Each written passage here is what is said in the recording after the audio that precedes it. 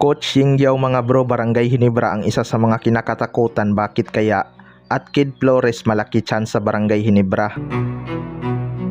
So isa nga sa mga kailangan ng Barangay Hinebra ay isang big man mga bro, para na rin in the future ng kanilang team. Nagkakaedad na kasi talaga tong si Japit Aguilar at bumababa na rin ang kanyang stamina, kaya mabilis na itong mapagod. May Bin Adamos naman sila mga bro na pumapalit kay Japit Aguilar. Iba pa rin yung may legit big man silang masasandalan sa ilalim.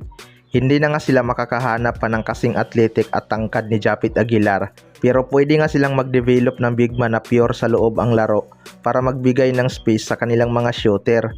Isa nga sa nakikita ng mga fans na bagay sa Barangay Hinebra mga bro ay itong si Kid Flores. Hindi nga ito ganun katangkad, pero malapad naman ang katawan nito at pang center position talaga ang kanyang laro. Tinalo nga ng Northport ang number 1 seeded na Inlex Road Warriors mga bro, at si Kid Flores ang nag-best player of the game, scoring 26 points at 15 rebounds. Kapag nakuha to ng Barangay Hinebra at ma-develop pa ang kanyang footwork mga bro, siguradong magiging malaking pyesa talaga to sa kanilang opensa. Maganda talaga na maaga nila itong makuha para matutunan nito ang sistema ni Coach Tim Cone. Hindi rin kasi demanding sa bola ang big man na to mga bro, at naghihintay lang mapasahan sa ilalim. Kahit hindi makahawak agad ng bola, humahanap nga ito ng pwesto, kaya abangan na lang natin yan. Sa kabilang banda naman mga bro, Coach Yingyaw Hinebra ang isa sa mga kinakatakutan. Bakit kaya? Ito nga Barangay Hinebra ang huling makakalaban ng Rain or Shine Elasto Painters. Pareho ngang importante sa kanilang dalawa ang panalo na ito upang makasecure ng twice to beat advantage. Non-bearing game naman na para sa Barangay Hinebra ang kanilang laban dahil secure naman na sa twice to beat ang Barangay Hinebra. Samantalang kapag nanalo ang Rain or Shine at matalo naman ang TNT mga bro, aakyat nga sila sa twice to beat advantage. Kayang-kaya naman ng Rain or Shine talunin ang Barangay Hinebra gaya last season.